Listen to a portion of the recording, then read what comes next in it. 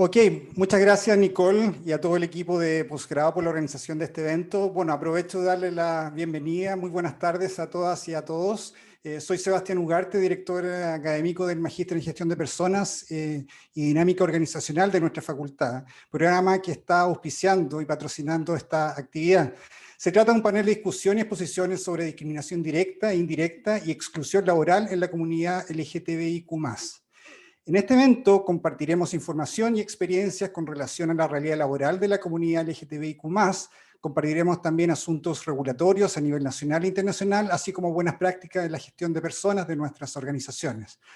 Como comunidad de nuestro Magíster en Gestión de Personas y Dinámica Organizacional, consideramos que estos temas no son solamente relevantes para generar conciencia y educación de las realidades que existen en nuestras organizaciones, sino también nos empujan para hacernos responsables de corregir las inequidades, ya sea a través de nuestra voz o a través de la influencia que nosotros podamos ejercer en la toma de decisiones que nos toca participar. En este panel contaremos con importantes participantes en su rol de activistas y expertos de esta temática. Doy la bienvenida especial a Rebeca Zamora, Jaime Parada, Erika Montesinos y Nicolás Oyarzún. En particular, les presento a Carla Rojas, quien es nuestra moderadora de este panel. Carla es psicóloga y magíster en gestión de personas, es profesora de la Cátedra de Gestión de la Diversidad Cultural de nuestro magíster, donde vemos en términos muy importantes lo que es el desarrollo de estas temáticas y cómo gestionarlas en las organizaciones. Es directora del diplomado también de perspectiva de género para la gestión de organizaciones, experta en violencia de género, diversidad e inclusión, y directora de Diversity Development Consulting. Muchas gracias por moderar y por organizar este panel, Carla. Así que adelante con el control de esta actividad. Muchas gracias, Sebastián. Gracias por el auspicio y también a todo el equipo de FEN por ayudarnos y apoyarnos en esta gestión. Para nosotros, en el mes del orgullo, era fundamental hacer esta actividad. Nosotros consideramos que la gestión de personas es un área crítica para la toma de decisiones y también tenemos que estar al nivel de las demandas sociales actuales, así que les queremos dar la bienvenida a todas, todos y todes los que se quieran sumar a también visibilizar, ¿no?, esta causa tan importante. Hoy día contamos también con la participación de 4 expertos y activistas, como bien decían, que, bueno, los voy a presentar a cada uno. Nicolás Oyarzún, quien es abogado de la Universidad de Chile también, es miembro del equipo asesor legislativo de la Fundación Todo Mejora, y una vez más Todo Mejora también nos está apoyando en nuestra cátedra de diversidad también. Tenemos también hoy día con nosotros a Erika Montesinos, quien es periodista, activista, desde el año 2002 también es fundadora y directora de la asociación Agrupación Lésbica Rompiendo el Silencio, quien también está constantemente visibilizando, ¿no?, las dificultades y los derechos de las mujeres lesbianas y bisexuales. También está con nosotros hoy día Jaime Parada, quien es también activista por los derechos LGTBIQ+, escritor también, y él también es una persona referente en esta materia. Nos va a compartir hoy día parte de un capítulo de un libro que escribió en relación a los derechos LGTBIQ+, y el mundo laboral. Y también tenemos a Rebeca Zamora, abogada experta en compliance. Rebeca también es directora del Diplomado de Compliance de la Universidad Andrés Bello actualmente, y especialista también en áreas de violencia y derechos LGTBIQ+. Bueno, bienvenidos todos. Espero que podamos resolver varias preguntas. A nosotros, dentro de la cátedra de diversidad de nuestro magíster, siempre tenemos consultas de las organizaciones y de los expertos, expertas y expertes que van en distinta línea, ¿no? Y aquí les voy a dejar el primer espacio a Nicolás para que presente algunas definiciones, porque nos llegan preguntas desde el lenguaje inclusivo, cómo se debería usar el lenguaje dentro de las organizaciones, y también algunas preguntas más legislativas, internacionales, cuáles son las buenas prácticas, y también a veces preguntas más cotidianas dentro de la cultura organizacional. Bueno, ¿se debería preguntar a las personas LGTBIQ+ en las organizaciones por la orientación sexual qué consideraciones debiésemos tener como empresas si tomamos estos instrumentos o levantamos esta información? Bueno, sin más preámbulo, dejo con ustedes hoy día a Nicolás, que va a ser el primero que nos va a compartir algunos conceptos básicos. Muchas gracias. Gracias, Carla. Muchas gracias, Sebastián, por el espacio, a Carla también por la invitación y las interesantes conversaciones que hemos tenido. Intentaré mantenerme dentro del tiempo y nada, primero compartir, ¿cierto?, el orgullo que me produce estar en un panel con Rebeca, con Carla, con Erika, con Jaime, que son sin duda referentes que contribuyen a la visibilidad y en una fecha como la que estamos conmemorando, mucha que importa la visibilidad y es fundamental en los tiempos que corren. Así que muy honrado. Vamos entonces a compartir mi pantalla para comenzar con esta presentación. Que ahí estaríamos ya en aquello. Pues bien, yo vengo representando a Todo Mejora. Somos nosotros una fundación y quisiera comenzar con una pequeña instancia de sensibilización para transmitirle acá a quienes nos acompañan hoy día, porque es importante aquello de lo que vamos a hablar a continuación. Y acá tenemos algunos datos que se mantienen más o menos estables con los años, ¿no? Adolescentes homosexuales y bisexuales presentan casi 5 veces el riesgo que sus pares heterosexuales de un intento o una ideación suicida. 23% versus un 5,4%. Un tercio de las personas trans han intentado suicidarse al menos una vez en sus vidas. Niños, niñas y adolescentes y jóvenes que son parte de las disidencias sexuales o de la comunidad LGBTIQ+, provienen de familias que los han rechazado, tienen 8 veces más el riesgo de cometer un suicidio o de presentar ideación suicida que aquellos que portan un bajo o nulo rechazo familiar. Estas son cifras que son del año 2017, pero que más o menos se mantienen dentro de las estadísticas nacionales e internacionales. Entonces les invito de entrada a que tengamos esto en cuenta, pensando en que vamos a hablar sobre cómo construir espacios laborales en los cuales podamos de una u otra forma contribuir a que esta realidad cambie. ¿Qué hacemos en Todo Mejora? Trabajamos en esta fundación para el bienestar de niñas y adolescentes que sufren de violencia y discriminación debido a su orientación sexual, identidad y expresión de género. Y esos conceptos son los que principalmente vamos a abordar en esta parte de la exposición, porque van a dar un marco para que luego mis destacados, ¿cierto?, colegas que van a estar, ¿cierto?, compartiendo el panel, se van a tomar probablemente algunos de esos conceptos para expresar cómo se expresan estos distintos ámbitos de la realidad empresarial o de los lugares de trabajo. Y bueno, someramente para que también tengan presente la Fundación Todo Mejora, la cual pueden seguir en nuestras redes sociales o en la página web. Hemos implementado distintas formas de actuación para incidir en el bienestar de niños y adolescentes. Y algo lo cual me gusta siempre detenerme en este programa que conocemos como La Hora Segura. Es una aplicación que niños, niñas y adolescentes descargan en todo Chile, y también incluso fuera del país, que ha entregado más de 20.000 atenciones de apoyo y contención emocional a niños, niñas y adolescentes que se reconocen como LGBTIQ+, y que sufren de violencia y discriminación. Y para graficar la importancia de esto, son personas que no tienen a quién acudir más que una aplicación en la cual se conectan y conversan anónimamente con un profesional de salud mental para plantearle los problemas que están sintiendo, porque no tienen redes de apoyo en sus familias, en sus lugares de estudio, etc. Eso grafica la importancia de esto y grafica cómo se puede ir permeando también hacia la cultura laboral, como ya veremos a continuación. Además, trabajamos en investigación en materias LGBTI+, hemos realizado asesorías técnicas a algunos organismos públicos, capacitaciones, más de 20.000 profesionales de la salud y la educación han recibido capacitación, dado que interactúan con niños, niñas y adolescentes que son parte de la comunidad LGBTI+. Somos parte también de una organización internacional. Ustedes pueden ver acá que se extiende por varios países del mundo y que busca transmitir un gran mensaje hacia la niñez y adolescencia y las infancias LGBTIQ+.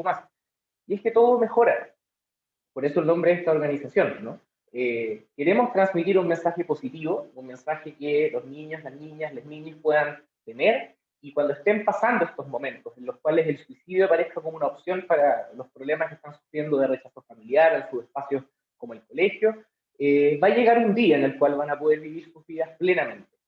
Y eso nos conecta necesariamente con el panel que nos convoca esta mañana, esta tarde. ¿Por qué a Todo Mejora le interesa hablar de discriminación laboral hacia la comunidad LGBTIQ+? Esto es algo muy importante, considerando que los adolescentes que nosotros atendemos y aquellos que buscamos mejorar su situación, viven contextos altamente hostiles con sus familias con sus colegios y con una sociedad que muchas veces rechaza sus identidades. Pues bien, una inquietud muy recurrente de niños y adolescentes LGBTIQ+, es por el futuro.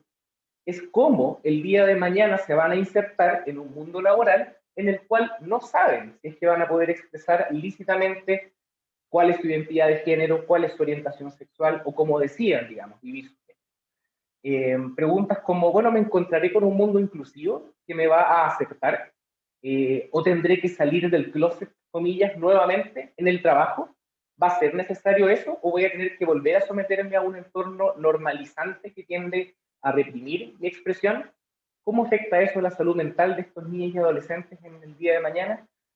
Pues bien, una pregunta que le planteo también acá a quienes nos están hoy día escuchando y también a mis colegas en el panel es, bueno, ¿cómo construimos primero estos espacios laborales que permitan una verdadera inclusión de todas las personas de acuerdo a sus identidades?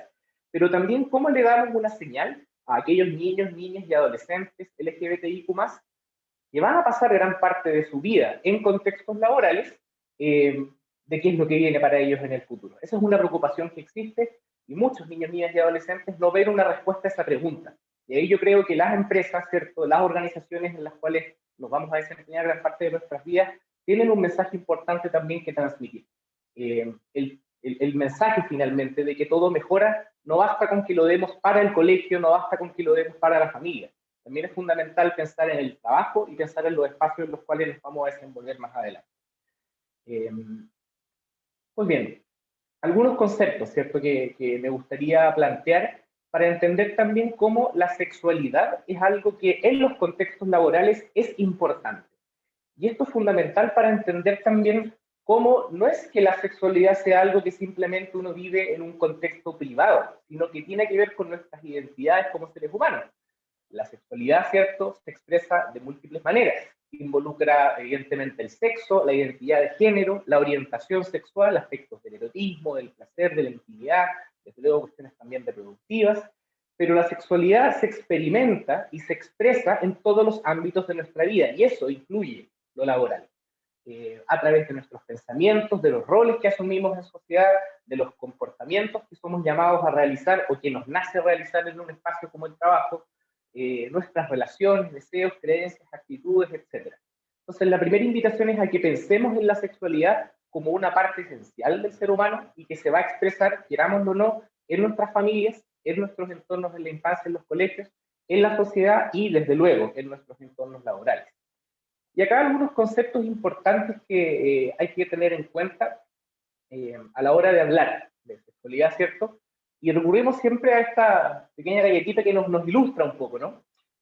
Hablamos de identidad de género, hablamos de expresión de género, hablamos de sexo biológico, hablamos de orientación sexual. Todos estos conceptos apuntan a algún ámbito de la sexualidad, pero no significan exactamente lo mismo. Si queremos pensar en políticas de inclusión, tenemos que tener en cuenta estas variables, ¿cierto?, que tienen que ver con la experiencia humana. Ustedes pueden ver, ¿cierto?, acá, esto es simplemente una introducción, que el sexo biológico, ¿cierto?, corresponde a características fisiológicas, biológicas, que nos identifican desde el punto de vista cromosomático, los órganos con los que nacemos, etc. Y ahí tenemos machos, hembras o personas intersexuales que se encuentran, ¿cierto?, a medio camino en este componente más bien lineal. Tenemos una identidad de género. Todas las personas la tenemos, ¿cierto? Y la identidad de género, de acuerdo a tratados internacionales de derechos humanos, tiene que ver con esta vivencia respecto a cómo uno se siente respecto a cómo es en relación a su sexo biológico, a su aspecto, etc. Entonces, no es lo mismo el sexo que la identidad de género. Tampoco es lo mismo que la orientación sexual. Cuando hablamos de orientación sexual, hablamos de afectos, de la atracción, del deseo por un otro. Y acá podemos ser heterosexuales, bisexuales, podemos tener atracciones más eróticas, más sexuales hacia un género, hacia ambos géneros, etc. Y también tenemos algo que es muy importante, que es la expresión de género. Y es básicamente cómo se nos percibe de una u otra manera, cómo queremos expresar todo este conjunto de variables hacia los demás en sociedad, incluyendo, desde luego, el mundo en el cual nos desenvolvemos laboralmente. Hay personas que tienen una expresión de género más cercano hacia lo masculino, otras más cercanas hacia lo femenino. Se hablaba antiguamente, ¿cierto?, también de la androginia, o sea, aquellas personas que no caben exactamente en una expresión binaria masculina o femenina. iremos profundizando, ¿cierto?, algunos de estos conceptos para que estén en cuenta y estén en la palestra a la hora de seguir conversando con los demás panelistas. Pues bien, orientación sexual entonces está determinada por el género de las personas por las cuales uno se siente atraída emocional, erótica o románticamente. De eso hablamos cuando hablamos de personas homosexuales que sienten una atracción por personas de su mismo sexo, personas heterosexuales que sienten atracción por el sexo opuesto, personas bisexuales que sienten atracción por ambos sexos. Y hay otras categorías que van apareciendo y que también requieren visibilidad. Hay personas que se reconocen como pansexuales, o sea, no hay una distinción real entre hacia quién pueden sentir cierto deseo. También hay personas que se reconocen como sapiosexuales, y yo les invito a explorar. Hay múltiples formas en las cuales se puede expresar la orientación sexual y que es un ámbito muy importante de la sexualidad humana. Hablábamos también del sexo, ¿no? Características biológicas, genes, cromosomas, fisiología, anatomía. Esto es muy importante porque cuando pensamos, ¿cierto?, en los contextos en los cuales nos desenvolvemos, uno tiende, o la cultura tiende a pensar en binario, ¿no? Que hay dos sexos. ¿Cuántos hay realmente?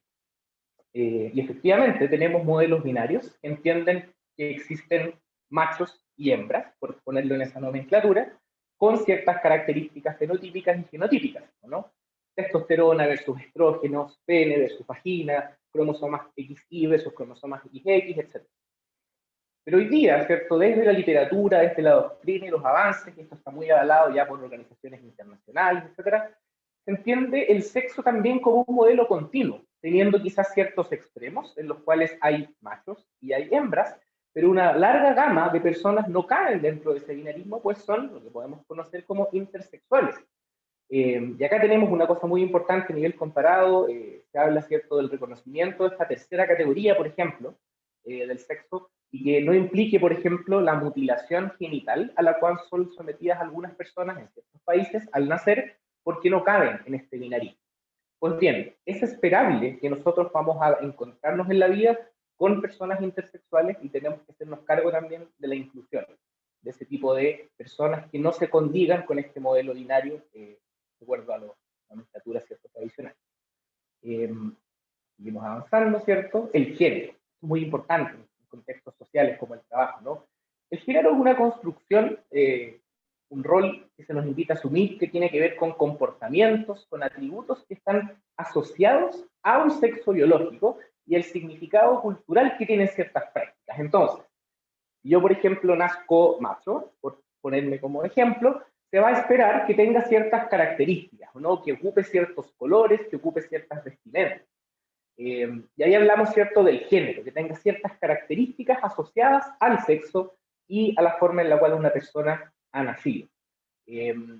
Pero la expresión de género es algo distinto, ¿no? La expresión de género es cómo decidimos nosotros manifestar toda esta vivencia de nuestra sexualidad a través de nuestro nombre, a través de la vestimenta, a través de nuestras conductas. Todas estas categorías van interactuando y van configurando esta identidad de la persona que se va a expresar en todos los ámbitos de su vida. Y la identidad de género, como último concepto importante acá tener en consideración, que es un concepto que viene de los principios de Yogyakarta de Naciones Unidas, ¿cierto?, que está consagrado en tratados internacionales de derechos humanos, tiene que ver con la vivencia interna e individual del género tal cual como cada persona la tiene. Todos acá tenemos una identidad de género, la cual puede o no corresponder con el sexo y puede o no corresponder con un género asignado al nacer. Y eso es lo interesante, ¿no? Como acabamos viendo, que se abre un abanico de posibilidades de ser y que finalmente en cada persona va a tener características.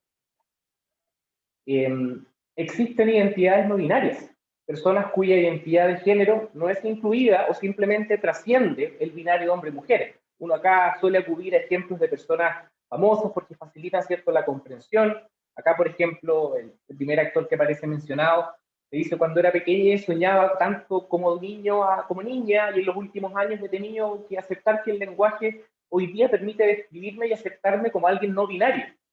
Hay personas, ¿cierto?, que dicen que el género es una cosa objetiva, pero no es eso. Para una persona a veces el género va fluyendo, va cambiando, y eso es muy importante también para que pensemos en cómo tratar a las personas dentro de cualquier contexto en el cual nos encontremos. Hay personas no binarias que existen, y van a ir probablemente con los años siendo más reconocidas.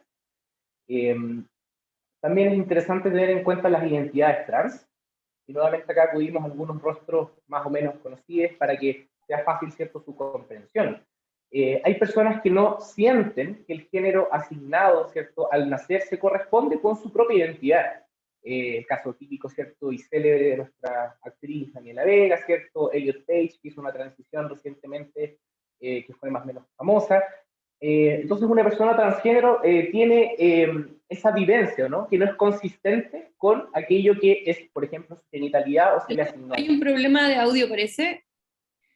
Vamos Y a... también te aviso que quedan 2 minutitos para tu presentación. Y hay un problemita de audio. Creo que se escucha bien, ¿eh? ¿Se escucha ahora? Ya, perfecto. Es que a veces los audífonos ahí Bluetooth hacen su estrago.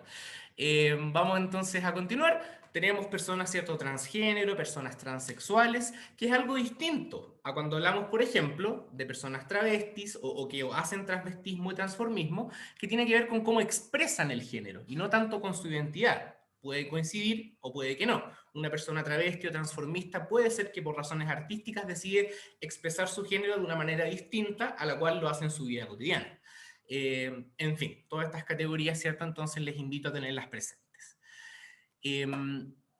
Para ir, ¿cierto?, avanzando y acercarnos al final de esta primera parte, en general, la diversidad da cuenta de que todas las personas nos identificamos de maneras distintas con nuestro género, con nuestra orientación sexoafectiva y con nuestro sexo.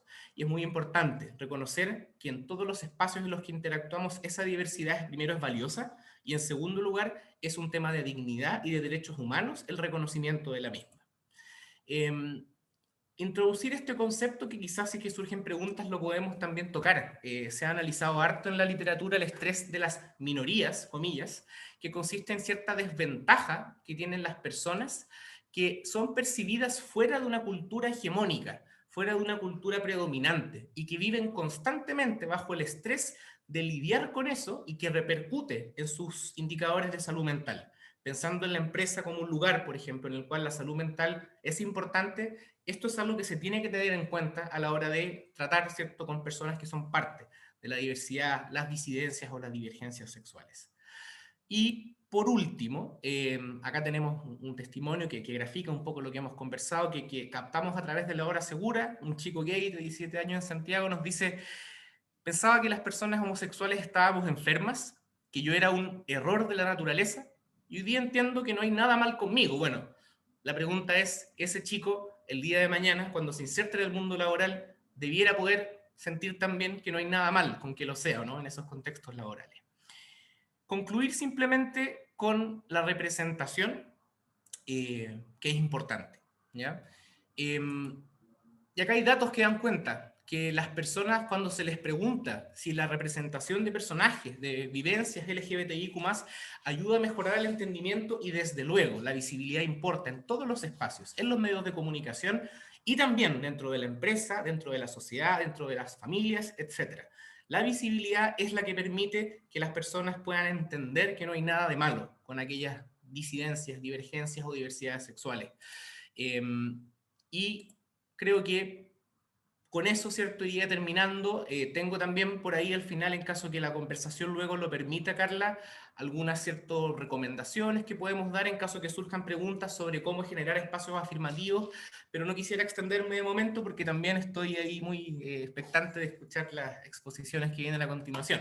Pero en caso que se permita, podremos luego quizás retomar algunos puntos sobre cómo tratar estos temas en contextos en los cuales se van a expresar.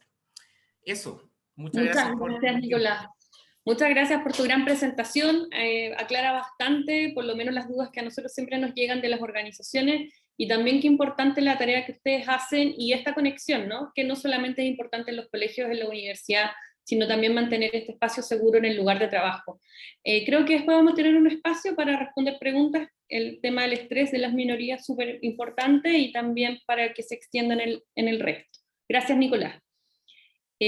Vamos ahora con Rebeca Zamora, que también nos va a realizar una presentación. Recuerden, todos los panelistas tienen 10 minutos, un poquito más, si se pasan no hay problema, y después vamos a ir a una ronda de preguntas donde seguramente van a poder aparecer y profundizar en algún tema específicamente, ¿ya? Vamos ahora con Rebeca, quien es experta en compliance y también nos puede contar algunas cosas desde su experiencia. Muchas gracias, Carla. Muchas gracias a todos. Espero que estén todos muy bien. ¿Se ve ahí la pantalla, cierto, la presentación? ¿Sí? Ya, yo preparé algo bien breve, pero bien particular para este conversatorio, un poco recogiendo algunas experiencias, algunas personales, otras de amistades, y muchas sobre todo de cuestiones que me toca trabajar diariamente en estos temas de compliance. Así que agradezco por lo menos la posibilidad de poder compartir esas a veces lamentables vivencias, pero otras cosas también de poder, digamos, visibilizar y poder mostrar también de qué manera las empresas podemos ayudar sin duda a la comunidad, como decía ahí Nicolás.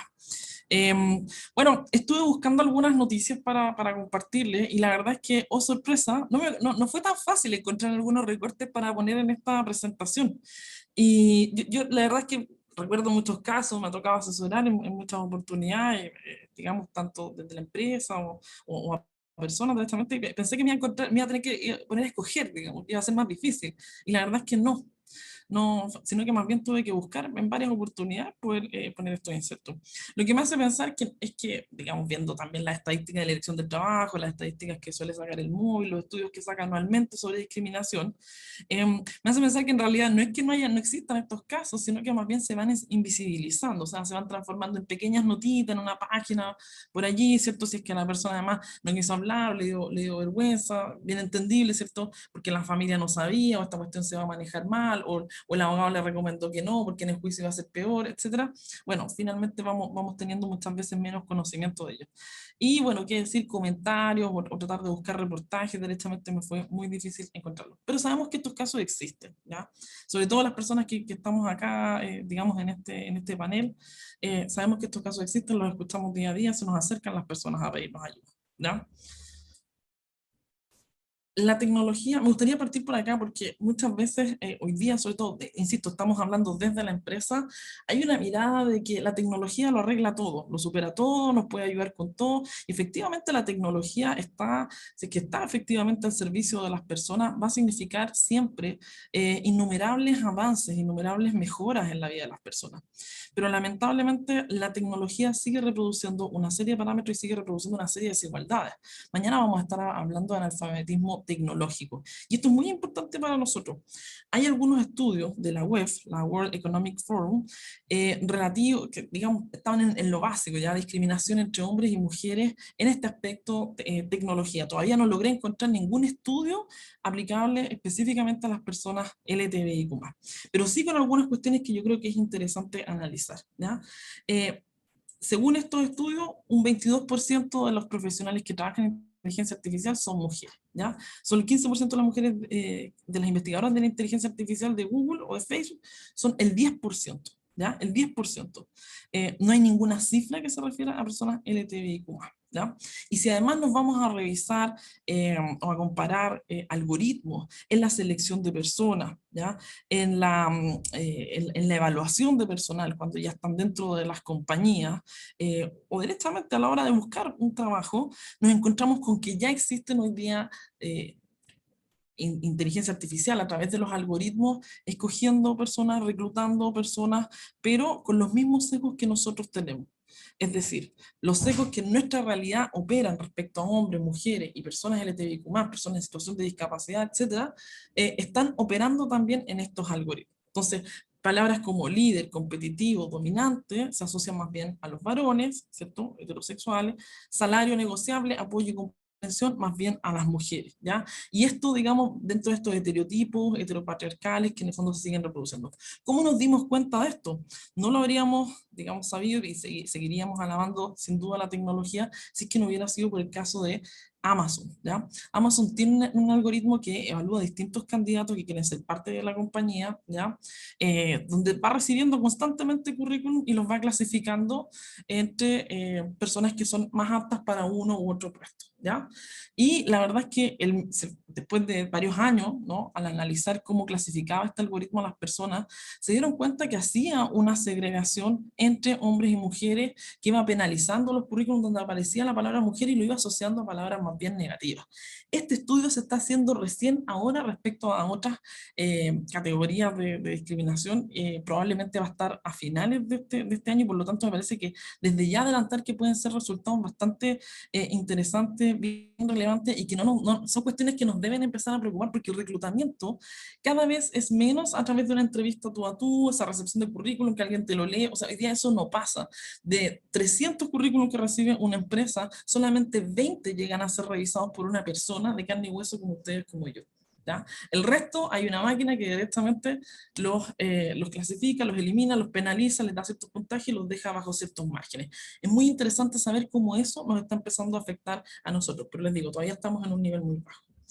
¿Por qué parto por ahí? Porque las empresas son las que están llevando adelante este tema de la digitalización, el desarrollo tecnológico, la transformación digital, pero son también las que hoy día están causando una serie de inconvenientes en otras materias, pero que a la vez también nos entregan trabajo, generan cierta innovación, generan, por cierto, desarrollos que a nosotros nos permiten estar de mejor manera. Tenemos hoy día, ¿cierto? Leyes más exigentes, mayor regulación. Me gusta mucho partir por acá porque digamos, no hay ninguna duda que el contexto es muy distinto al que se desarrollaba en las empresas hace 10, 15, 50, 100, 150 años atrás. Tenemos leyes más exigentes. Chile es un país tremendamente legalista. Todos los días, cada vez que hay un problema, una ley, inmediatamente nosotros mismos quizás muchas veces hemos estado impulsando iniciativas legales, porque precisamente el ordenamiento jurídico no es capaz de dar respuestas macro. Tenemos una mayor fiscalización ciudadana. Si ya yo estoy haciendo en la compañía algo que es negativo, que es inmoral, que es, digamos, antiético, que directamente es algo que es socialmente reprobable, a mí me pueden grabar, ¿cierto? Y en minutos se puede hacer viral, ¿no? Viral.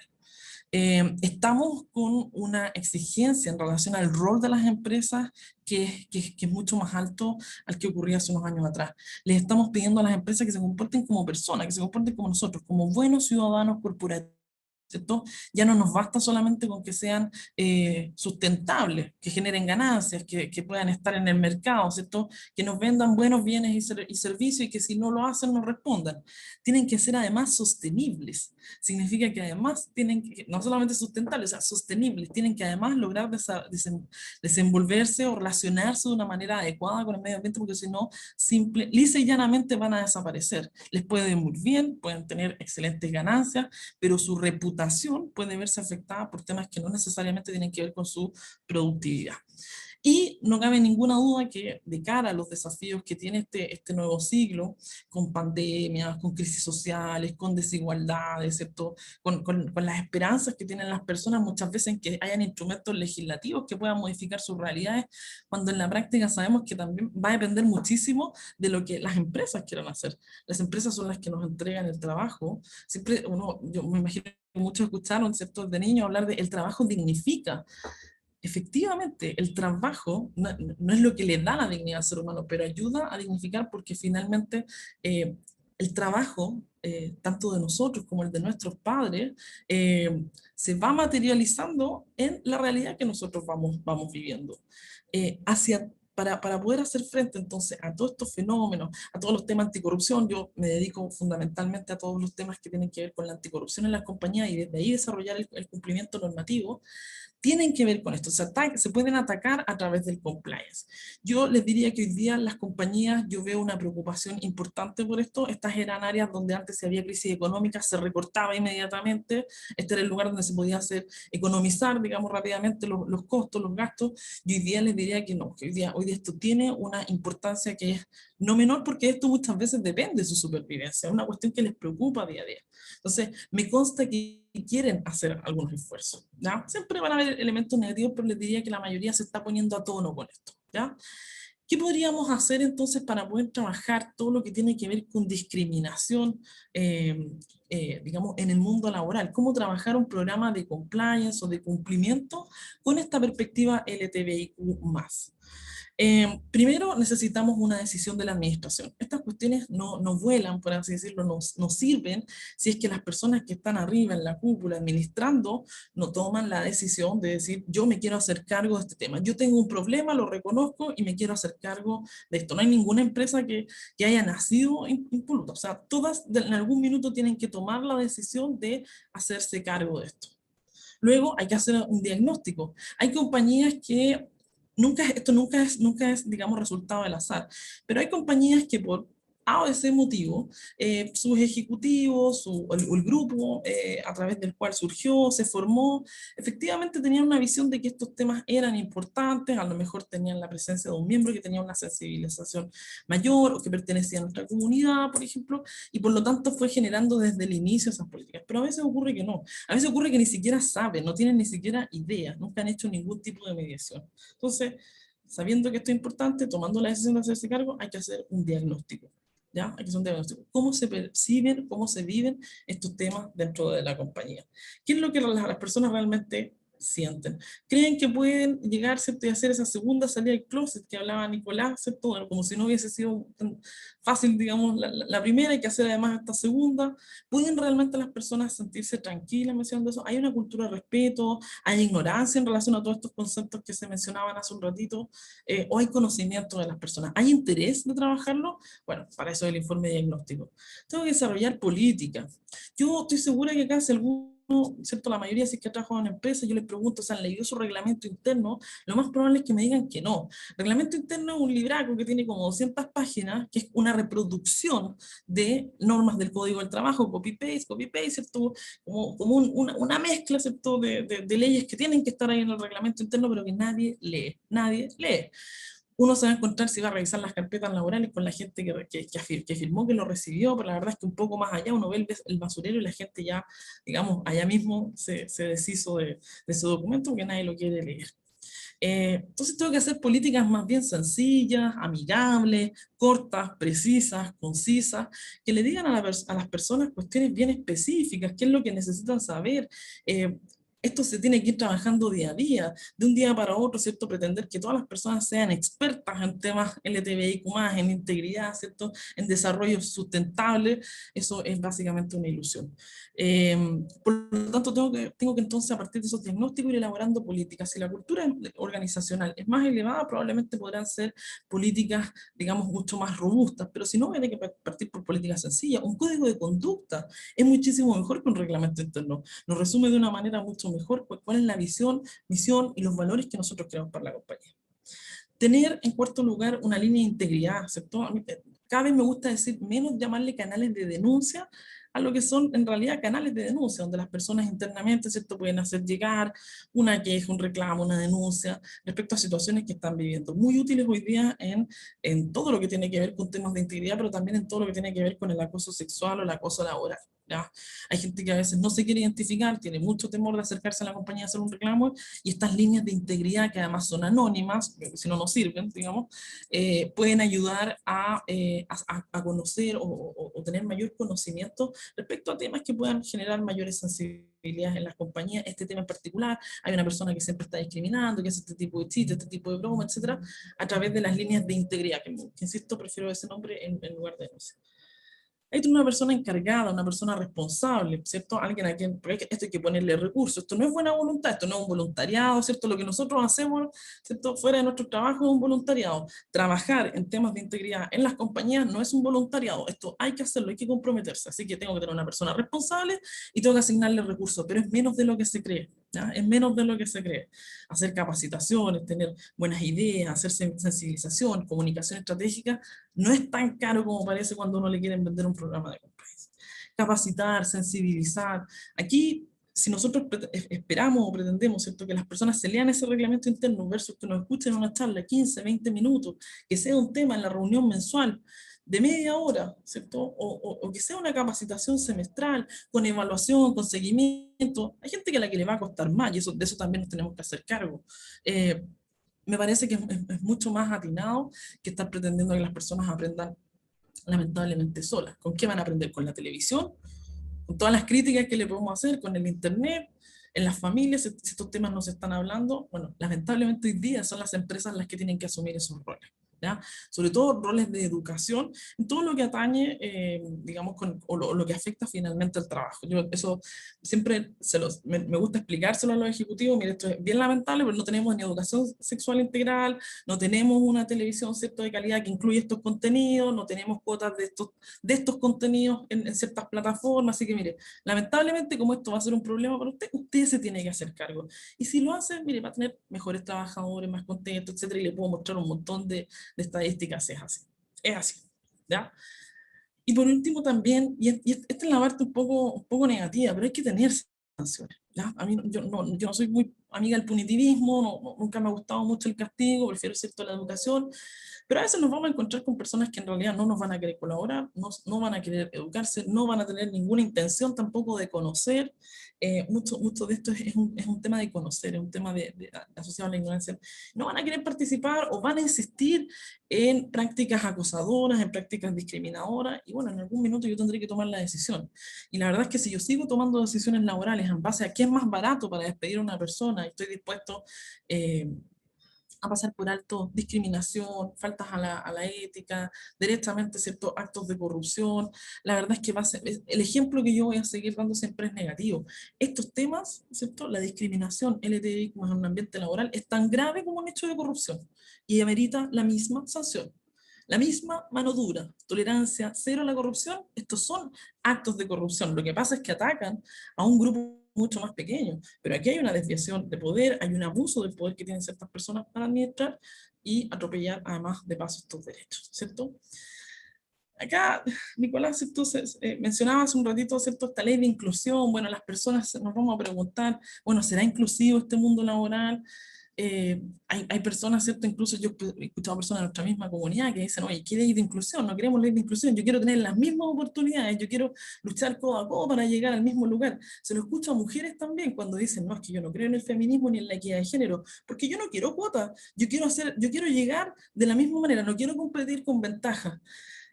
¿Cómo le explicamos que eso no es ventaja? Que en el fondo siempre han corrido en desventaja y por lo tanto la cuota lo que hace es que equipara la cancha. No es que le está dando una ventaja, digamos, en particular. Bueno, la ley de inclusión no es muy inclusiva. Se termina, digamos, aplicando solamente a las personas en situación de discapacidad. Lo mismo que ha pasado con la ley de Zamudio, ¿cierto? Han sido más beneficiadas las personas en situación de discapacidad, que está bien, digamos, está bien, pero eso significa entonces que el instrumento no logró, digamos, no sirve adecuadamente para lo que se pensaba cuando se estaba creando. Necesitamos un pareo de derechos urgente. Ni más ni menos, solamente lo mismo, ¿ya? No queremos ni más ni menos, sino que solamente los mismos. Hay una serie de derechos laborales, la sala cuna, ¿cierto?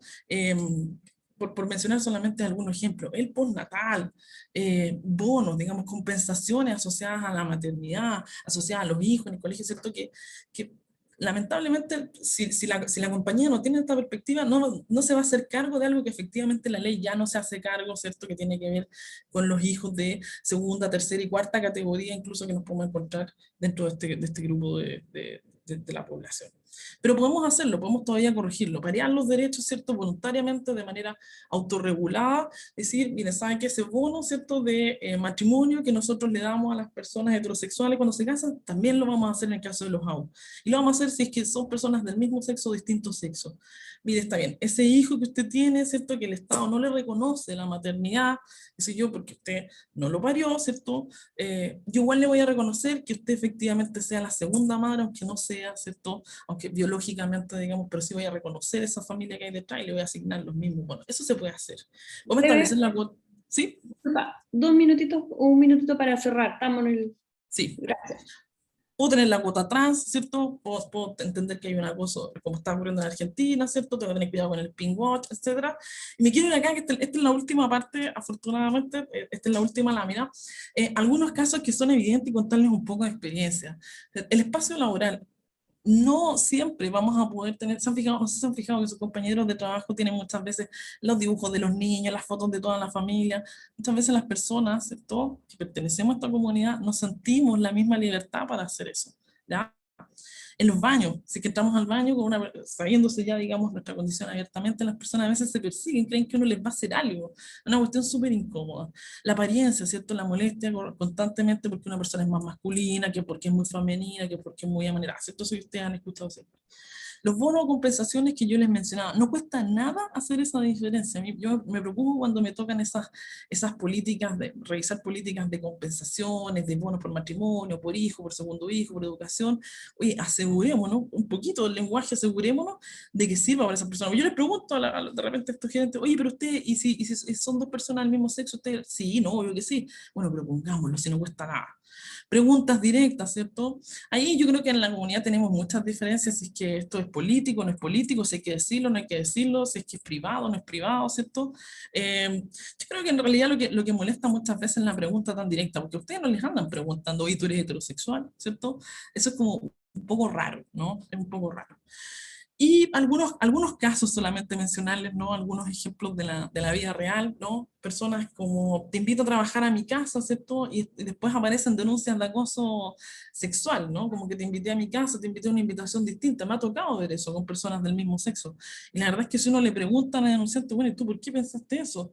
No, lo que pasa es que como es lesbiana, ¿cierto? Entonces yo la tengo que comparar con un hombre y la verdad es que si esa invitación me lo hubiera hecho un hombre, yo en realidad tendría que, digamos, sentirme de la misma manera. No, no es así. Digamos, ahí se nota que ahí hay un sesgo, digamos, de discriminación importante.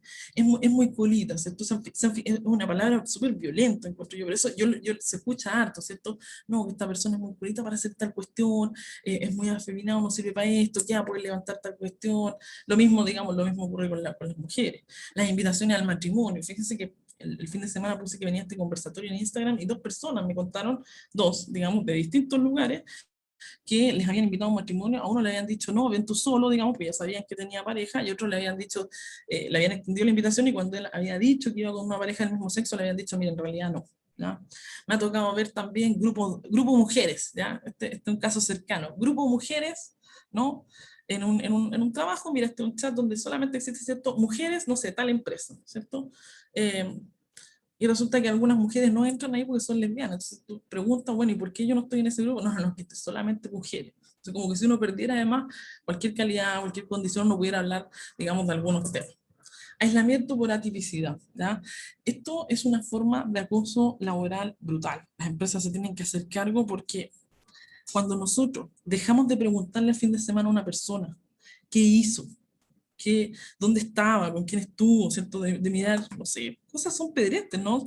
Su Instagram, ¿cierto? Ver que está con alguien, digamos, almorzar en conjunto, no comentar sobre esa situación, sobre esa vida privada, lo que hacemos es aislar a esas personas. Es como si uno no tuviera una vida, ¿no? Como que si uno no pudiera comentar que tiene una vida igual de lícita, que convive con alguien, que no comete delitos, digamos, que tenemos panorama, tenemos una mascota, etcétera.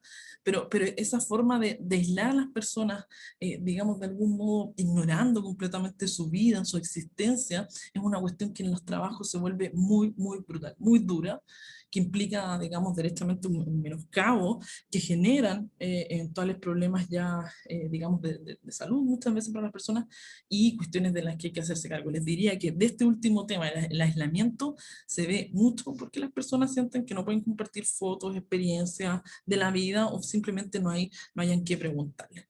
Y ahora eso es lo que les quería contar un poco. También, si es que hay más espacio al final, les puedo contar otros ejemplos más que me fueron mandando, como les digo, por esa red social, pero si no, feliz también a las preguntas que quieras hacer. Muchas gracias, Rebeca.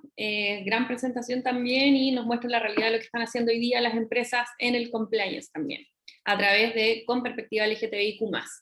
Vamos, Erika, viene la presentación de Erika, y finalmente vamos a terminar con Jaime Parada, y ahora te dejo, Erika, a ti abierta la presentación. Hola, bueno, muchas gracias. Están muy interesantes las presentaciones de mis anteriores compañeras, compañeros. Yo también, igual por este lado, quiero comenzar quizás hablando un poco más de la especificidad, sobre todo a lo que se dedica a mi agrupación, la agrupación lésbica Rompiendo el Silencio, que son los derechos humanos de las mujeres lesbianas y bisexuales, quienes se identifican como mujeres, también cis y trans. Entonces, cisgénero y trans, algunos términos que explicó Nicolás Nicolás también en su presentación.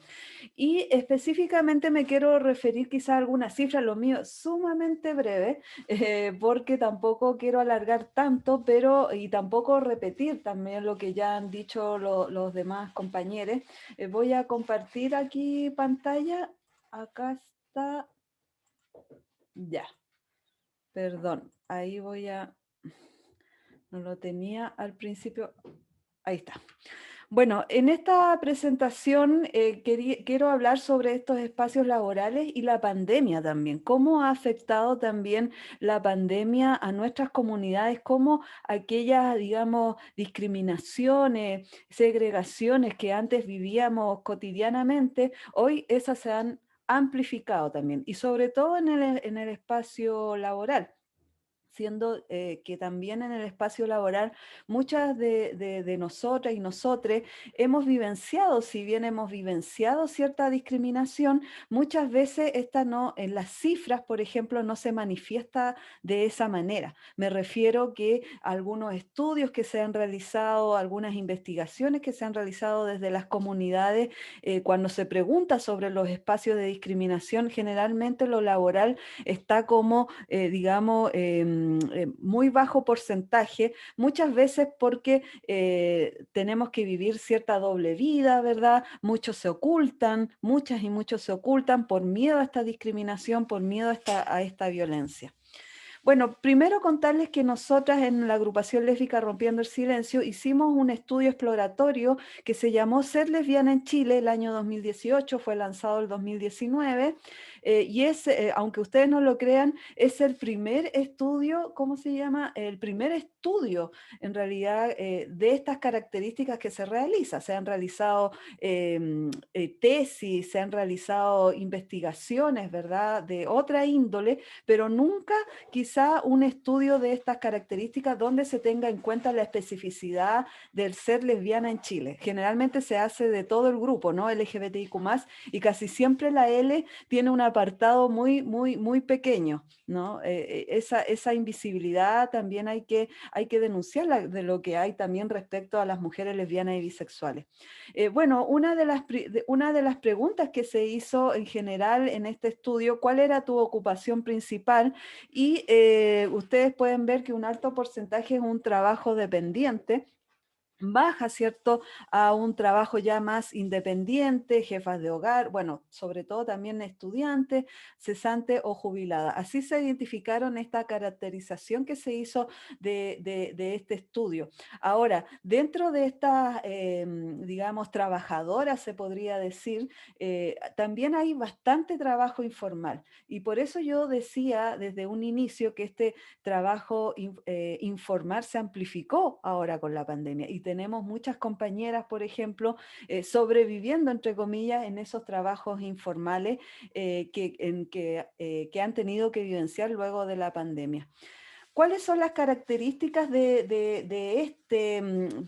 digamos, de este mundo laboral, de esta discriminación que ustedes ven que generalmente los espacios de discriminación se visibilizan menos? Primero, no revelar la orientación sexual e identidad de género en un espacio laboral por las razones que yo ya les indiqué, ¿no? Miedo a las consecuencias. Es decir, me van a despedir, me van a echar, ¿cierto? No puedo decirlo. Bien lo decía Rebeca también, esto de la doble vida, ¿no? De temer a ser segregadas dentro del espacio laboral, estos prejuicios y estereotipos que muchas veces pesan también sobre eso, es decir, miedo a estas consecuencias que se pueda tener y muchas veces inventando incluso parejas, en el caso de las lesbianas, parejas masculinas, ¿no? Hablando generalmente en neutro, o sea, hay un chiste en nuestras comunidades, hay una broma que siempre decimos que decimos la pareja.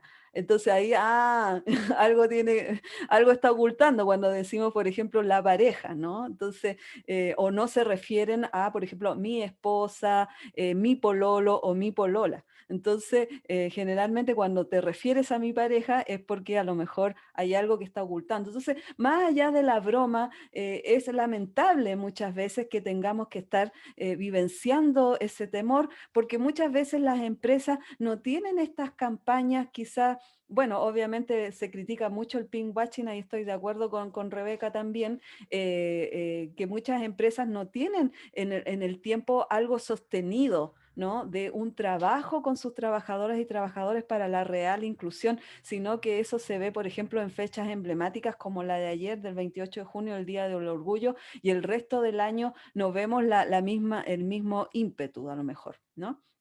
Bueno, también abuso laboral.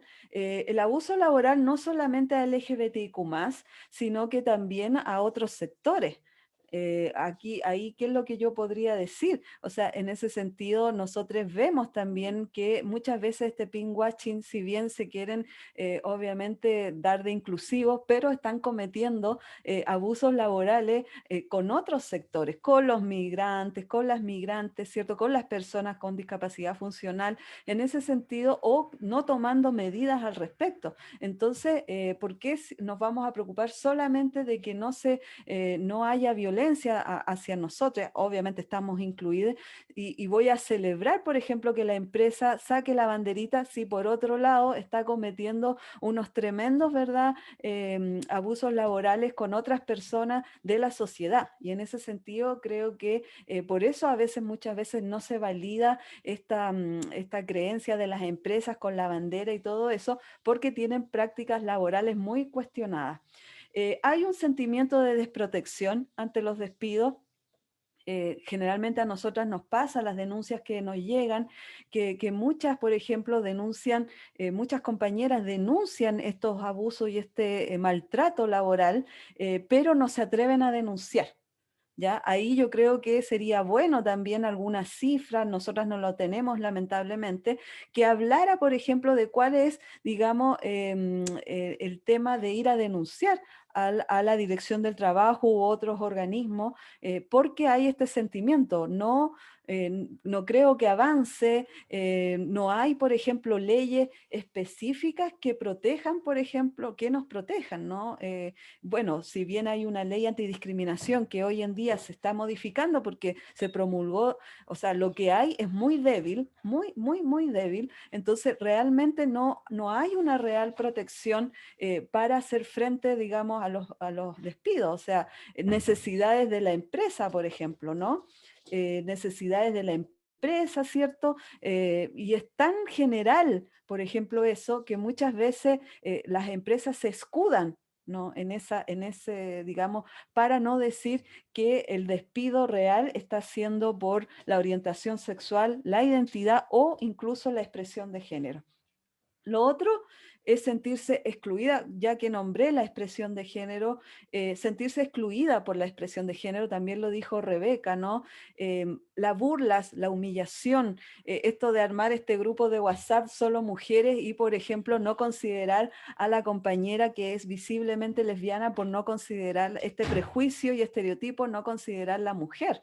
Entonces, también hay un sentimiento, por ejemplo, de muchas lesbianas bisexuales y yo creo que también de compañeros gays y trans a sentirse excluidos, ¿no? Esto de, por ejemplo, o te acepto también estos grupos de compañeros compañeros de trabajo, a lo mejor vamos a carretear, pero en el carrete surgen las burlas, surge igual la humillación, no eres muy femenina, no te vistes aquí allá, deberías sacarle más provecho, o por ejemplo a los compañeros gay, ¿no? Oye, pero estás siendo, como decía Rebeca, el colita, ¿no? Entonces todas esas palabras que son tan fuertes y que muchas veces les heterosexuales muchas veces consideran que es algo normal, simplemente para LGBTQ+, sigue siendo un peso muy grande. Entonces, sentirse excluido o excluida es generalmente algo que también tenemos que lidiar. Bueno, nosotras, por ejemplo, hemos tenido muchos casos, pero el que más recordamos también es el caso hace años ya en realidad, el caso de una compañera lesbiana que era abusada laboralmente en una empresa por su expresión de género.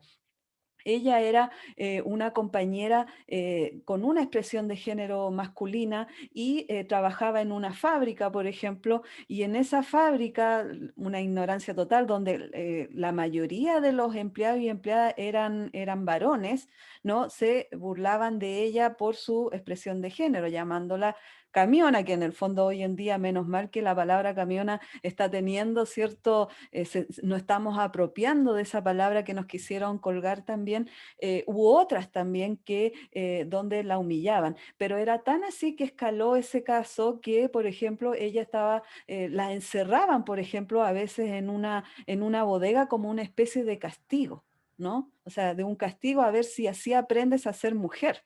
Ese era, por ejemplo, el caso tan terrible también que tuvimos. Entonces, también hay amenazas de violación correctiva. Bueno, ustedes también, no sé si lo mencionaron por ahí, pero la violación correctiva, esto es con esta intención, este terrible delito, ¿no? Que es con la intención de cambiar tu orientación sexual o tu identidad de género. Eso también a veces en contextos laborales mucho menos, digamos, quizá se podría decir mucho más profesionales, quizá en estos contextos de fábrica, de mano de obra, ¿cierto? Es donde muchas lesbianas, por ejemplo, tienen que vivenciar este machismo y patriarcado, ¿no? Que hay, digamos, de lo que se acepta de ser mujer. ¿Verdad? Entonces surge esta violencia, ¿no? De querer cambiar, de querer corregir. O también, bueno, con las burlas y la humillación también, ¿no? Bueno, ¿qué es lo que dice el alto comisionado de las Naciones Unidas? Aquí yo ya partí a lo más general, y esto tiene que ver simplemente con el tema de cómo se ha ido amplificando, vuelvo a reiterar, con la pandemia. Lo que dice el alto comisionado de las Naciones Unidas es que las personas LGBTQ+ tienen más posibilidades de estar desempleadas y vivir en la pobreza en general, ¿no? Sobre todo porque hay un alto número, vuelvo a reiterar que no tengo la cifra exacta, que se desempeñan en el sector informal. Eso simplemente lo vemos, es una vivencia que nosotras y nosotros tenemos realmente, como vemos a nuestras comunidades, y en esa vivencia vemos que precisamente hay un alto número que se desempeña en el sector informal, pese a que hay una imagen de que todas y todos tenemos, digamos, profesiones, y eso es verdad. Hoy en día LGBTIQ+, estamos mucho más profesionalizados y profesionalizadas, abogadas, bueno, mi profesión periodista u otras áreas, pero eso tiene que ver también con la población en general. Pero sin embargo, LGBTIQ+ están mucho más en el sector informal, sobre todo las personas trans. El acceso a beneficios. Es decir, en muchos otros países, yo creo que el alto comisionado también se refiere a eso, no hay acceso a beneficios, la compensación por desempleo y cobertura, cuando se hace esa diferencia. Díganme ustedes qué pasa, por ejemplo, con las compañeras, y ahí también lo digo, que optan por la maternidad, ¿no? Y, por ejemplo, no han revelado su orientación sexual en su trabajo y deciden con su compañera, a lo mejor por tratamiento de inseminación asistida, tener un hijo o una hija, y tienen que, ¿verdad? Y una no es la biológica y tiene que pedir el permiso, no se lo conceden, simplemente si ella está en el closet. Obviamente si no, ya obviamente si es muy visible, si firmó el AUC u otra cosa, a lo mejor ya puede tener ese beneficio. Pero como estamos viendo, muchas todavía no se atreven en el ámbito laboral todavía a hacerse visibles. Entonces, esas son algunas de las cuestiones que observa el alto comisionado de las Naciones Unidas en el ámbito laboral. Y bueno, y en cuanto a estos empleos informales, como vuelvo a decir, esta pandemia lo ha amplificado, el experto independiente de las Naciones Unidas ya en protección contra la violencia y la discriminación, también ha dicho que esta pandemia ha sido sumamente fuerte. Y lo que dice, por ejemplo, es que hay disparidades sociales. Las personas LGBTIQ+, dice, están desproporcionadamente representadas en los grupos de personas pobres, personas sin hogar y personas sin atención médica, lo que significa que pueden ser particularmente afectadas como resultado de la pandemia. En muchos contextos, las personas LGBTQ+ dependen desmedidamente de los ingresos informales, lo que yo ya decía. Cuando se ubican en empleos formales, estas personas tienen más probabilidades de trabajar en industrias altamente afectadas por la pandemia, como los restaurantes restaurantes y servicios de comida, comercio minorista, el aseo, hospitales o incluso en el caso de personas trans en el trabajo sexual.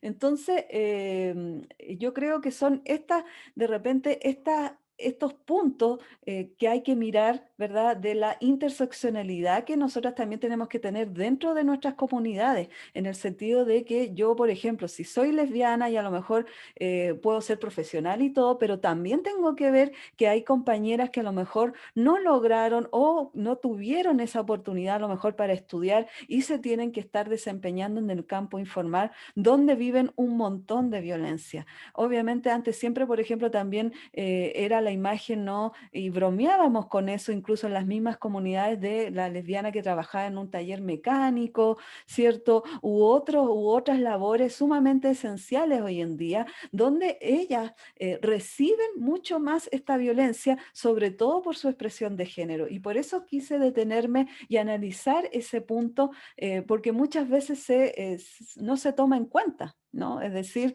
se deja ahí, ¿no? Se aborda solamente esta visión de las empresas, pero no se aborda la visión de otras, digamos, otros espacios laborales donde se pueden estar desempeñando las compañeras.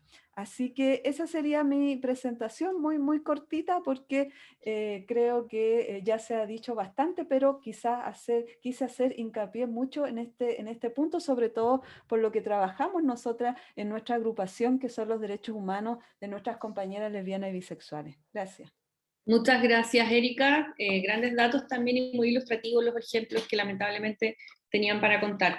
Bueno, ya solamente para resumir y también presentar a Jaime, recordar que en los últimos 10 años, según Gobierno Transparente, han aumentado un 350% las denuncias de acoso sexual en los últimos 10 años. Específicamente, un 50% de estas denuncias de mujeres no han identificado tampoco el género. Y también señalar que según un estudio de Manuel Pando, Chile es el segundo país con más violencia psicológica en la región, entonces en el mundo laboral. Entonces también la interseccionalidad es muy importante para abordar esta temática. Ahora quiero dejar con ustedes a Jaime Parada, que también tiene su última presentación. Gracias, Jaime, por estar acá. Muchas gracias, Carla. Bueno, buenas tardes a todas y a todos y a todes. Es muy interesante y muy importante lo que acaban de hablar Erika, Rebeca, Nicolás. Creo que el tema laboral es sin duda uno de los temas menos abordados cuando nos enfrentamos al asunto de la diversidad sexual. Y tiene tal vez que ver con las dinámicas y tiene también un carácter paradójico, ¿no? Porque probablemente es después del hogar donde pasamos más tiempo desenvolviendo nuestra vida, ¿no? En el espacio laboral. Me ha tocado hablar con algunas personas sobre esto y quiero partir por una anécdota.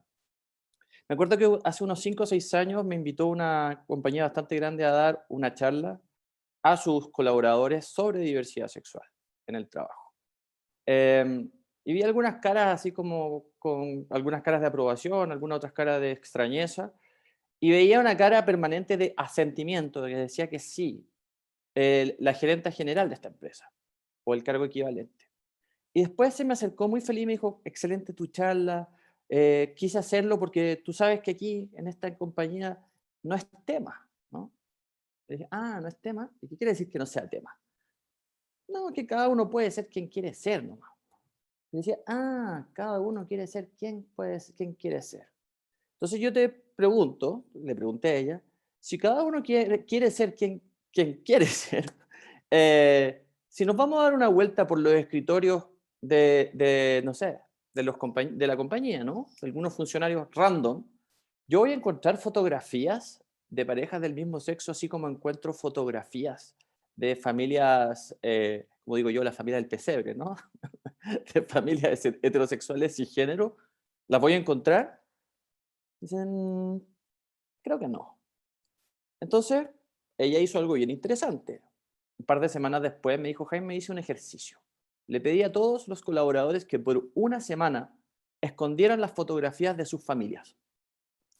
Y el ejercicio resultó súper interesante porque además se les pidió que no hablaran de lo que habían hecho el fin de semana, o de sus hijos, o de sus esposas o maridos. Y resultó que se generó un ambiente súper enrarecido porque la gente quería comentar, quería interactuar, quería sociabilizar, porque el trabajo no es solo trabajo, lo sabemos, ¿no? El trabajo también está imbuido de la vida privada y no lo podían hacer.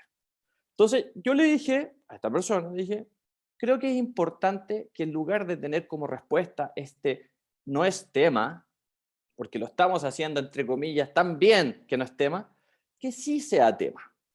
Y aquí quiero entrar sobre el qué quiere decir que sí sea tema. Creo que mientras se produzcan los procesos de adecuación sociales, culturales y legales, esto tiene que seguir siendo tema. Y el problema es que probablemente no va a ser tema hasta que las compañías cometan un error. Y entonces pongo sobre la mesa primero el tema del cambio. ¿Cuándo una compañía va a cambiar? ¿O cuándo una organización va a cambiar? Sea pública o privada incluso. Probablemente una compañía chilena se va a demorar mucho en cambiar, a diferencia de otras internacionales, como, no sé, Google, Microsoft, Burger King, etcétera, que cambian por sus casas matrices y que comienzan a establecer política y hacer propaganda incluso con el tema del arcoíris, ¿no? Y la pregunta es, ¿cuál es el aliciente para que una compañía cambie en Chile? Creo que muy pocos, sino ninguno. Porque si por la vía de lo ético, ¿no? de una ética empresarial, creo que hay muchas resistencias organizacionales, y ahí Rebeca me podrá corregir, que está metida en ese mundo. ¿Qué es lo que he visto yo? He visto más compañías cambiando por el garrote que por la zanahoria. He visto más compañías cambiando cuando infringen la ley, por ejemplo, antidiscriminación, que compañías que por la propia voluntad lleguen a tener estructuras que se ajusten a lo que la cultura y la sociedad están requiriendo, que es, en una sola palabra, inclusión. Y eso es importante pensarlo, porque cuando los cambios culturales no llegan por la buena, y esto va a sonar un poco feo lo que voy a decir, van a tener que llegar por la mala.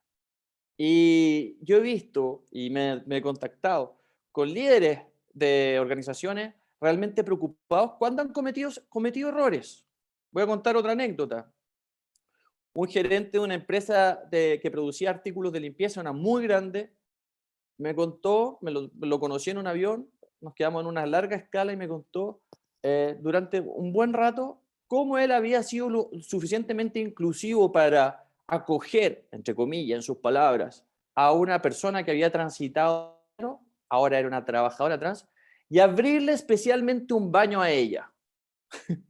Y ahí yo le dije, creo que te estás equivocando en el foco. Eso que hiciste no fue incluir, eso fue segregar. Decía que lo que pasa es que los otros colaboradores tenían mucha suspicacia, no sabíamos cuál era el baño que había que usar, ¿no? Entonces él, creativamente, sin conocimiento de ciertos principios que son de derechos humanos, ¿no? Le abrió un baño especial. Y eso, por supuesto, que es completamente contrastándar cuando pensamos en el tipo de, por ejemplo, de servicios que tendríamos que proveer para esto, ¿no? Y en realidad el único servicio que tendríamos que proveer es que la persona que se identifica como mujer vaya al baño de mujeres. Y sin embargo, parece haber mucho desconocimiento, pero también mucha resistencia al cambio. Una vez otro gerente me dijo, esto no va a pasar en Chile rápido porque aquí la mayor parte de los gerentes, mencionó una congregación religiosa, pertenecen a tal congregación religiosa a la cual pertenece la élite. No sé si eso sea así o no, pero sí puedo decir que cuando no hay una proactividad en estos ámbitos, las posibilidades de equivocarse son muchas. Y tal vez, de nuevo voy a decirlo, suena feo que lo diga, pero tal vez un motor de cambio tiene que ser el miedo. Un motor de cambio tiene que ser esa sensación instalada en el líder de una organización de que se puede equivocar. Y yo creo que el cambio viene por distintas fuentes, ¿no? Me encantaría que el cambio viniera por el pleno convencimiento de una compañía chilena de que la productividad va a mejorar si es que sus trabajadores y trabajadoras se sienten bien e incluidos siendo quienes son, ¿no? Me encantaría pensar que, porque eso está medido, ¿no? Una organización británica que se llama Stonewall ha hecho encuestas de productividad y se sabe que cuando las empresas o las organizaciones son inclusivas con la diversidad sexual, hay mayor productividad, hay menor rotación, ¿no? Hay mayor compromiso con el trabajo, hay mayor capacidad de trabajar en equipo. Nosotros con Rafaela Di Girolamo, que es una psicóloga que ha trabajado mucho en temas de diversidad sexual y de género, hicimos este libro, el 2018, se llama Salir del Closet, todo lo que hay que saber. Es un libro que tiene también una versión brasileña, que se publicó hace 2 meses. Y en ese libro nosotros le dedicamos una parte a las personas para decirle por qué debieras salir del closet en el trabajo bajo determinadas circunstancias, ¿no? No a cualquier persona. No es un libro sobre eso, es un libro sobre personas que quieren salir del closet, pero le decimos, vamos tocando distintos ámbitos, la familia, la educación. Le decimos por qué podría ser bueno que lo hicieras si es que puedes hacerlo, pero fundamentalmente, y en otro capítulo del libro, le decimos a los empleadores por qué es importante que lo hagas. Y eso está dentro de este campo de lo ético, ¿no? De no cualquier ética, sino que la ética de los derechos humanos. No de la moral, no de la costumbre, sino que en el campo de la ética. Y le decimos cosas como, por ejemplo, no asumas que todos tus colaboradores son heterosexuales. Nunca llames a salir del closet a tus trabajadores si no has creado un ambiente propicio. Sé explícito en tus acciones con los miembros de la población LGBTIQ+. Sé proactivo, procura otorgar los mismos beneficios a parejas del mismo género. Cuida el clima laboral. El tema es que nosotros le damos una serie de recomendaciones tratando de tocar la conciencia de personas que muchas veces no quieren tener sus conciencias tocadas. Y aquí entro en el campo de lo legal. Cuando la voluntad no está, probablemente las leyes tienen que hacer algo, ¿no? Y ahí por ahí Rebeca comentaba la ley de inclusión laboral. Y la ley de inclusión laboral efectivamente a lo mejor ha sido un pequeño avance para las personas con discapacidad, pero podríamos pensar también en una ley de inclusión laboral como lo que acaba de aprobar Argentina, donde existe un cupo laboral para personas trans, ¿cierto? Tenemos que pensar en medidas más efectivas también para el cumplimiento de la ley antidiscriminación. Sabemos, por ejemplo, que la ley antidiscriminación carece de una institucionalidad. Y si esa institucionalidad se creara, y si esta ley se perfeccionara perfectamente, podría poner esta ley un ojo sobre los comportamientos laborales, ¿no? Como lo hace el INADI en Argentina, que es el Instituto Nacional contra la Discriminación, la Xenofobia y el Racismo. Tema que también preocupa a la CONAPRED, que es la Comisión para Prevenir la Discriminación en México, que son ambos organismos estatales que se han hecho cargo de materias educacionales, materias sociales, pero también de materias laborales. Entonces, mientras nuestra adaptación pasa, creo que la ley tiene que hacer su trabajo. Porque esa adaptación puede tomar mucho tiempo, y eso es lo que más me preocupa. Puede tardar mucho tiempo, y está tardando mucho tiempo, y probablemente, si lo pudiéramos decir de alguna forma, el mundo del deporte y el mundo del trabajo son mundos extremadamente esquivos para la diversidad sexual, porque hay ciertos estereotipos todavía circulando que no se han logrado desinstalar, ¿no? Eché de menos en la presentación de Rebeca, cada vez que mencionó la palabra LGBTIQ+, la ausencia de la palabra G, ¿no? De la G de los gays. No sé si fue intencional o no, pero les puedo decir, por ejemplo, que sobre los hombres gays pesan muchas carátulas, muchos estigmas en relación al tipo de cosas que pueden hacer y que no pueden hacer. Y les voy a dar un solo ejemplo. Existe esta idea de que no pueden trabajar con niños, ¿no? De que, por ejemplo, no pueden ser parvularios, de que, por ejemplo, no pueden ser profesores. ¿Por qué? Porque todavía los sectores más conservadores de la sociedad creen que las labores de cuidado y de formación en los ámbitos especialmente de la niñez y la primera infancia, le pertenecen a las mujeres, ¿no? Y los hombres son, entre comillas, potenciales abusadores de menores. Entonces, un hombre gay, en general, cuando es puesto a educar, ya pesa sobre él algo muy, muy poderoso, que es un potencial abusador de menores. Entonces, existe discriminación hacia las personas trans, existe discriminación hacia las mujeres lesbianas y Erika lo ha dicho, y Rebeca lo han dicho muy bien, han sido muy explícitas, pero existe también discriminación hacia los hombres gays, ¿no? Y quiero reivindicar la letra G que Rebeca no mencionó.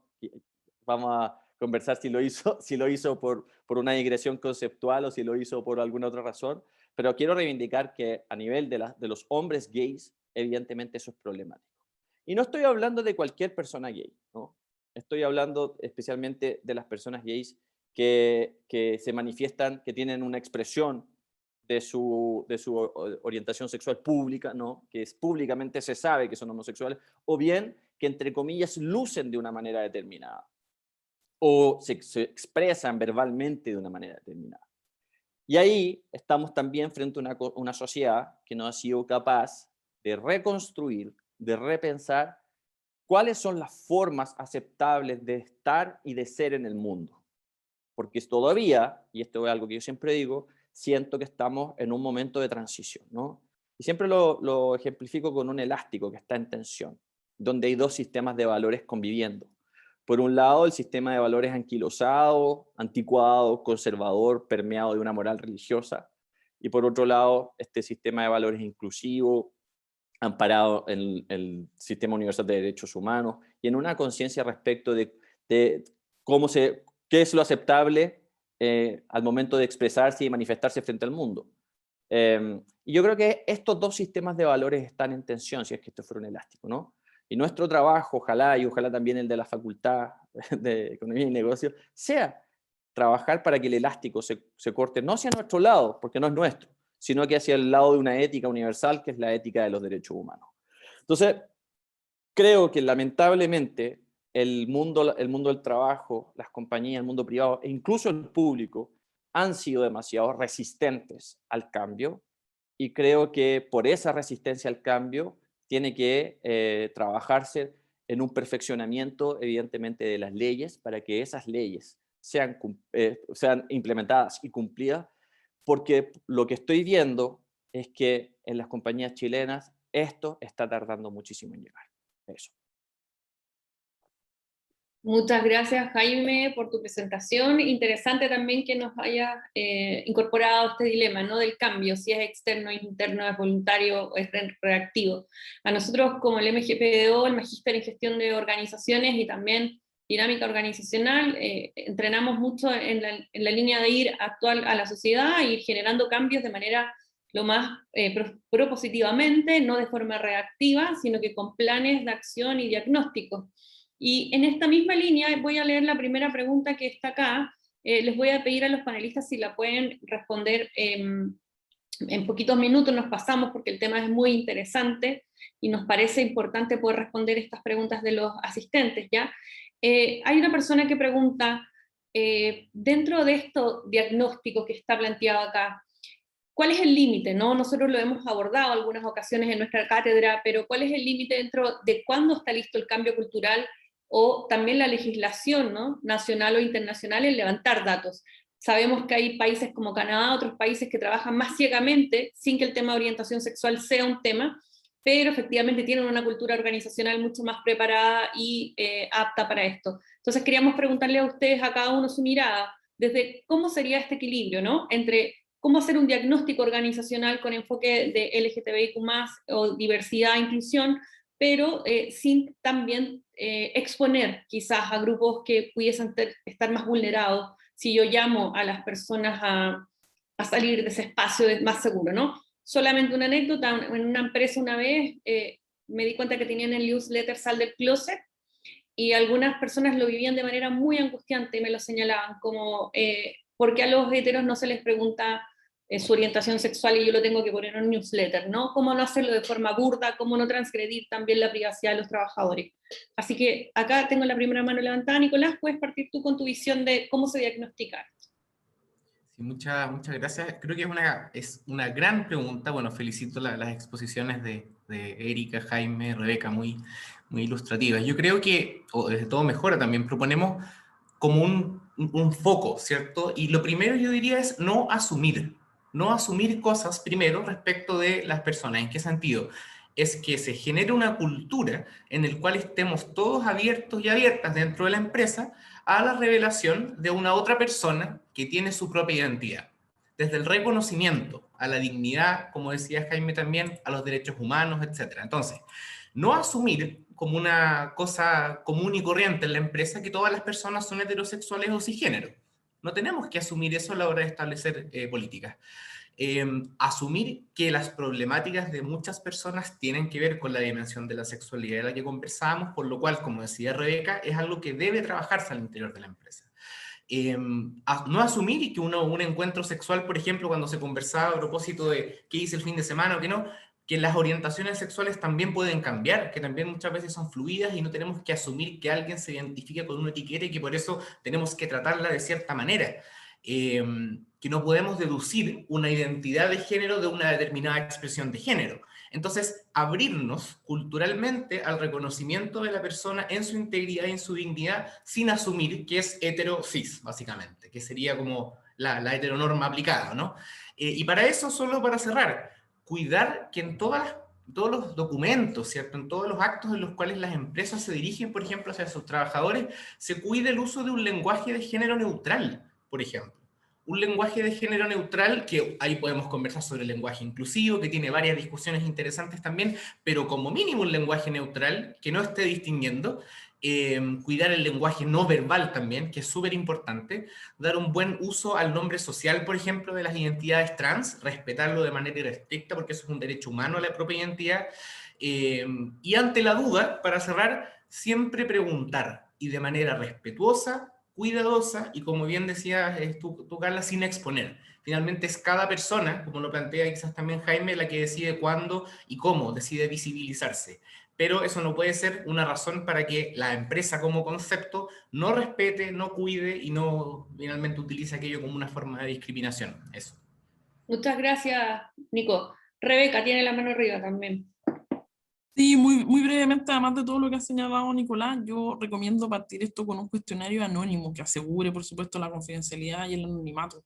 Es la mejor manera de poder levantar, darle confianza a las personas de cómo está la situación y asociarlo también, o sea, esto tiene un nivel importante, ¿no? Pero aprovechar de que sea una cuestión que también integre otras temáticas también de derechos humanos. O sea, eso debería ser, no mezclarlo con los temas anticorrupción, ¿cierto? Porque ya es como que se mezclan cuestiones muy distintas, pero digamos, ver esto como un tema de derechos humanos porque hace que, no es que haga que se pierda digamos, la importancia, sino que por el contrario, hace entender que esto es parte de ese todo de respeto a derechos humanos. Y solamente muy brevemente, ya le hice una pequeña aclaración a Jaime, pero me gustaría decir algo más. Muy de acuerdo con todo lo que tú señalaste, Jaime, excepto lo del miedo, porque yo trato de trabajar más con la educación que con el miedo. Creo que el garrote nos tiene súper cansados, pero además, yo lamentablemente, y en esto quiero ser súper directa, estoy de acuerdo en todo lo que dijiste, pero creo que es necesario hacer hincapié que la miseria humana que hay detrás de la discriminación no está en los altos ejecutivos. Las personas que más discriminan son las personas que no son ejecutivos, que son compañeros de trabajo, que están en el día a día. Entonces, los ejecutivos lo que tienen que hacer es preocuparse de poner recursos para que estos programas funcionen. Tener la decisión, dar el ejemplo. Pero, insisto, esa miseria humana no es solamente parte de ellos, está detrás, lamentablemente. Y tenemos que entender entonces que esos trabajadores que insisten en cometer estos actos de discriminación, sin ningún tipo de contemplación, también los tenemos que despedir, también tienen que ser objeto de sanciones por la gravedad que tienen estas conductas. Entonces, si vamos a hablar de derechos laborales, es para todos los lados, pero esas personas también tienen que entender que eso que hacen amerita una sanción tan grave como el despido, sin ningún tipo de piedad. Jaime, ¿quiere también? Sí, una pequeña réplica. Sí, efectivamente, yo también estoy cansado del garrote. Pero, Rebeca, yo lo veo en las instituciones públicas que están más obligadas a cumplir ciertas leyes, por lo menos moralmente, que las empresas privadas, y no hay adaptación. Y no hay adaptación, y no hay adaptación. Hay digamos, mascarada de adaptación, pero no lo hacen. Entonces yo no lo estoy poniendo desde una perspectiva del deber ser, lo estoy poniendo desde una perspectiva del ser. Y cuando no te adaptas, tendrá que ser la ley la que te adapte. Yo sé que es muy duro decirlo, pero quiero ser súper honesto. Con estos tiempos de progresión en las empresas, no se van a alcanzar a adaptar, por ejemplo, al matrimonio igualitario. No se van a alcanzar a adaptar y van a cometer errores. Por eso lo digo. Y lo segundo, quiero distinguir dos formas de discriminación, la discriminación activa y la discriminación pasiva. La discriminación activa es lo que es lo que menciona Rebeca, ¿no? Cuando ya se llega al nivel del acoso laboral u otros. Pero la discriminación pasiva es la de los de arriba. La discriminación pasiva es no querer adaptar tus estructuras para que la inclusión se produzca de verdad. Pero quiero decir que la de arriba es tan grave como la de abajo, porque si bien el acoso es éticamente inaceptable desde todos lados, la discriminación pasiva, la no adaptación de la estructura es la que permite eso. Por ejemplo, si tú no tuviste la conciencia como líder de una organización o digamos ese estamento de liderazgo, la conciencia de que hay que reformular el reglamento interno de la empresa para incluir, por ejemplo, una cláusula antidiscriminación que haga lo que dice Rebeca, que es absolutamente inaceptable el que se discrimina a alguien, entonces hay corresponsabilidad. Entonces, esta cuestión corre para todos lados. Eso es lo que quería decir. Exacto, exacto. Bueno, muchas gracias por esas aclaraciones. También, bueno, generar este comentario desde la gestión del cambio de nuestros espacios laborales y por lo menos en nuestra cátedra, fomentamos mucho que hay distintas instancias de sensibilización e intervención estratégica. A veces va a ser lo legislativo, a veces el cambio cultural, y también por distintos carriles. Ninguna es excluyente de la otra y tienen que avanzar todas juntas. Nos damos cuenta que una organización para que cambie es de 3 a 5 años. Entendemos que tampoco es fácil, a veces no es para nosotros ni siquiera que trabajamos en esto fácil, y desde ahí se usan distintas estrategias y estoy totalmente de acuerdo que la discriminación es estructural, es social y estructural, por lo tanto moverla desde los altos ejecutivos hasta todos los trabajadores es necesario. Así lo dictamina también la Dirección del Trabajo, que en sus últimos fallos está castigando también la omisión o el no haber hecho sensibilización para la protección de sus trabajadores desde el foco de derechos humanos. Erika, ¿cómo se hace el diagnóstico organizacional de una manera que pueda permitir levantar datos, pero sin exponer a las trabajadoras también en su orientación sexual? Creo que se tendría que hacer, bueno, dependiendo obviamente de cómo esté conformada la estructura empresarial, ¿cierto? Pero creo que se tendría que hacer de manera colectiva. ¿En qué sentido me refiero? Creo que no solamente, bueno, obviamente los altos ejecutivos también incorporados a eso, con los mandos medios, digamos, pero también incorporando incluso, si es que tienen la posibilidad, los sindicatos de trabajadores y trabajadoras, si es que lo hay en la empresa, u otros grupos que puedan ir entre todos tomando medidas, digamos, no sé si decir capacitándose, porque muchas veces el capacitarse suena así como, nos van a hacer una capacitación, qué aburrido, ¿no? Que cuando vamos todos a talleres de la empresa y nos parece aburrido. Creo que se podría elaborar quizá alguna dinámica por ejemplo, de conversar con los mismos activistas de las organizaciones, tomar quizás la experiencia, ir trabajando ya, vamos a hacer una jornada y vamos a empezar a trabajar cuáles van a ser, digamos, estas medidas para, como dijo Nicolás, por ejemplo, no pasar a llevar a nadie, por ejemplo, no obligar a alguien, por ejemplo, porque también es válido, ¿no? Es válido, por ejemplo, si en una empresa hay algún compañero gay o una lesbiana que no quiere revelar su orientación sexual, y es sumamente legítimo eso, no las vamos a obligar. Pero sí, por ejemplo, ver políticas de qué manera, ya, en el caso hipotético que tengamos, por ejemplo, lesbianas, compañeros gay, ¿cómo hacemos para que se sientan cómodos y cómodas en el espacio?